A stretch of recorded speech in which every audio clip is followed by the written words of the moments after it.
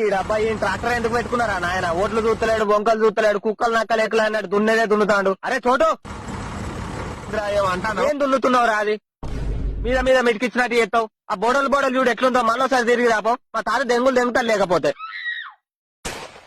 నా మీద దొరుకుతాడు అంత తింటుంటే దున్నుకునేవు ట్రాక్టర్ ఇస్తా. ఇక నేను దున్నినాక నువ్వెందుకో ఇలా అవడాలోది? పైసలు తీసుకుంటలేరా రా? పుణ్యానికి దున్నినట్టు చేస్తారు. నీ గుద్దన అన్న సక్క నీళ్ళే లేవు, కొయ్యకాలే మురగలే, ఎట్లా కొట్టుమంటావురా ఇరువాలు?